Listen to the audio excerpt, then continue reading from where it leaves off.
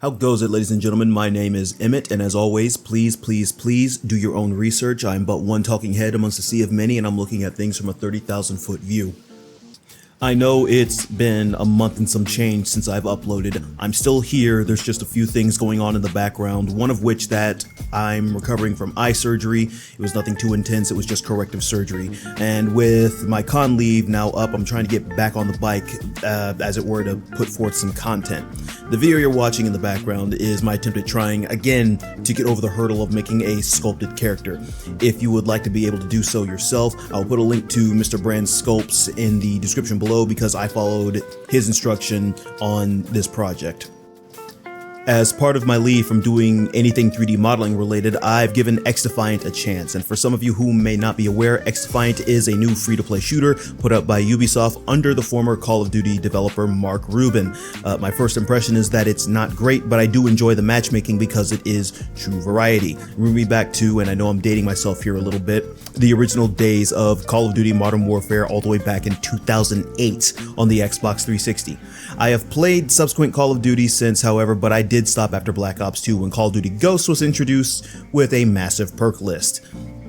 It wasn't until Call of Duty 2019 that I decided to step back into the game on PC. I was no longer shackled to console, and to my dismay, despite the fact that this was a remake, something was off about the game. The campaign was the campaign. There were some "you go soldier" moments in there that hit me a little bit wrong, voice lines reused without merit, and then there was this abomination. Activision, sincerely, please never do this again. Leave that man's mutton chops alone. With that being said, it's still a campaign. It's a nice primer to prepare you for the brutal slugfest that is going to be Call of Duty's multiplayer. But in 2019, that felt different. It felt off. Now, keep in mind, I stopped playing so many years prior and even still changed my setup from 360 to just playing on the PC. Was I great without aim assist? No, but I could still hold my own. However, the air was different. It smelt of Mountain Dew, desperation, sweat, and just a hint of bullshit. The multiplayer component in this game had me second-guessing my entire mindset of multiplayer games. I had gone from the guy who could fairly do well, not amazing, but not bad, to little Timmy No-Thumbs, who can't shoot straight even if the gun was locked into a vise. In a span of so many years, people I would normally match up with became living gods at the game, making shots that no human should be able to make from across the map with a shotgun. And a month after playing, I was ready to put most of the multiplayer shooters that I had just behind me. Maybe I had finally hit that age hump to where I can't keep up anymore, which it's coming for everybody, I'm sad to say, but it does happen to everybody at some point. But this was until some other creators on YouTube started to notice a little bit of a pattern. I will be honest with you, normally I don't follow people for guides and tips when it comes to multiplayer games because I'm used to just figuring it out on my own, and if I suck, then I just suck. Just keep playing, and eventually you're going to improve over time. Eventually you're going to be tired of having to throw your head against the wall. In this version of Call of Duty, that wasn't necessarily true though, and please let me explain myself. I couldn't live long enough to learn before I got blasted in the face or some kind of server issue would just boot me off of the game, and this would happen at random, and I never really had a full understanding of what was going on. However, on YouTube, I was not the only one. Some game veterans such as Drifter, Blame Truth, Nero Cinema, just as a few examples, they noticed a pattern in this also, and that led me down a rabbit hole to discover that EOMM is a component that is leading to undesirable games. Now, a couple of things to keep in mind before I move on. EOMM is engagement optimized matchmaking, and SBMM is skill-based matchmaking. EOMM, or engagement optimized matchmaking, is the game trying to keep you on it as long as possible. It is a manipulative tactic. Skill-based matchmaking, kind of sort of the same thing in there, especially when you're in casual game modes. However, with skill-based matchmaking, it tries to match you to players that are equal of your skill level. Now, keep in mind also that I'm not as young as I used to be, so skill degradation, excuse me, I cannot say that word today, is something that I'm aware of. But when you're tossed into a lobby where everyone at all times is playing against the world championships, and that's a problem. And it's doubly so a problem that you run into these players consistently bunched up into a lobby. Now, don't get me wrong. I understand that good players exist. I'd be, in all honesty, stupid to believe that there aren't people out there that's better than me. That is a thing that happens. There are a lot of people on this planet. They're all at different skill levels. But for them to concentrate consistently into lobbies is fucky, to say the least.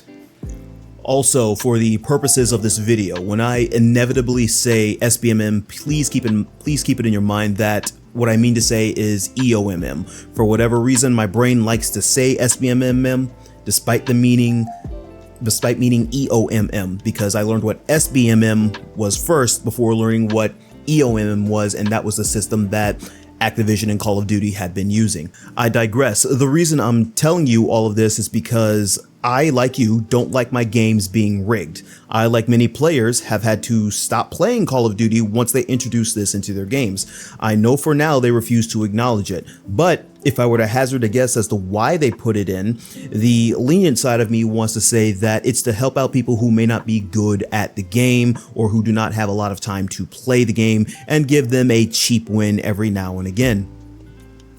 However, because I'm old enough to see when entities are lying through their teeth, the main reason they did this, in my honest opinion, was to drive sales. People win matches, they feel good, they get endorphins in their system, and they buy skins because they think they're good at the game. It is, in my opinion, a scummy tactic, and one of which, in my opinion, that should be illegal. Simply put, you're sacrificing, and I'm pulling these numbers out of my fourth point of contact here, 75 to 90% of the player base to milk the people with no skill, and let's be honest, that might legitimately be hackers, all the while blowing smoke up their fourth points of contacts. I will also say this too, I do not like people that defend the system. More often than not, they're benefiting from it, and if they admit to it, that would mean that they would have to admit that they are bad at games. This is not a crime. Everybody sucks at games. It is what it is, but the point in taking the system out is to learn over time. Now, back onto XDefiant, a game that I've dabbled a little bit into. As I said before, the game isn't bad, but it's also not great. I'm not too big on the aspect of hero shooters, which at its core, that's what this game is, in my humble opinion. This game has caused quite a stir with people, so much so that the suspects benefiting from SBMM in Call of Duty are demanding that there be SBMM in XDefiant, of which Mark Rubin has says, no, it ain't happening. And first of all, good on Mark Rubin. Thank you very much for putting your foot down on that. Please don't bring that stuff into the game. Secondly, to everyone else demanding they bring it into the game, get good scrub. This is what the experience should be, random at all times. You'll have some games you get stomped out, and you'll have some games in which you're going to end up doing the stomping. Overall, these matches are more skill and knowledge oriented to both teams and the individual. It is not throwing a rabbit into a den of wolves or a wolf into a den of rabbits. It makes no sense to try to rig the match one way or another just so you can feel happy for about 5 seconds. That ruins the experience for everybody else. I mean, good on you, you got your win, but everybody else is looking at this like it's a piece of garbage. I'm not big on matches being rigged in or not in my favor because it's an artificial experience where nothing stands to be gained or learned. Instead, what you get is just constant mediocrity or pandering that conflates your ego into thinking you're garbage or that you're an elite COD player, foregoing the mention that you're playing against worse or better players. With all of this being said, I want you guys to keep an eye out there. Yes, self-gratification is there, being handed a free win without your knowledge, but methods such as this set you up for failure in the future. Look no further than the player base coming from Call of Duty to XDefiant. If you want to be good at something, sit down, embrace the suck, and learn from your mistakes. Don't look for the system to give you a free win. You will gain nothing in that situation. And the reason why this strikes me as the first video I want to make when I come back is because I have just looked over a couple of things regarding the newest Call of Duty coming out, and the first channel I did see it on was Drifter's channel, and I thought, wow, this is actually pretty good. Call of Duty is actually innovating again, and they're giving us things that we've been asking for years now that we knew they could do. The problem is, there is a rumor going around that they might tune down skill-based matchmaking or engagement-optimized matchmaking. Hopefully, most of you understood the note I made earlier, but supposedly they will be tuning it down. I am at a point right now, after 5 years of them doing the same thing and hearing all of this stuff keep cropping up, this is no longer negotiable. Remove it from the game.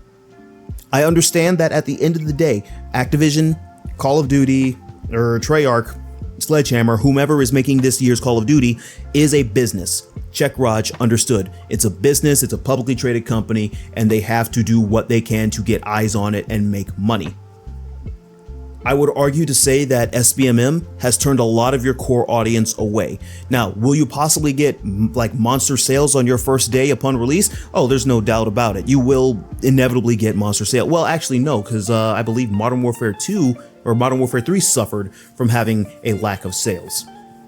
In any event, I urge whomever is at Call of Duty, if by chance you find this video or you find somebody else talking about SBMM, EOMM, just turn it off. I understand, again, you're a business, you want to make money. People are not happy with it. You saw the end result in Modern Warfare 3 where people are just outright rejecting your game. They're rejecting Warzone because you keep pulling this crap. We're aware that it is in the game, and when people are aware, it no longer works. That's my time, ladies and gentlemen. I know the commentary and the video don't exactly match up, but I wanted to get a video out the door to get myself back into the rhythm of making things again. For the sake of my and your sanity, when it comes to retopologizing characters, I'm going to skip making a video on that. Retopology is something that I have not scratched the surface on, and would need to do this in my own time. So far as everybody else, stay safe, have a good one, and I'm out.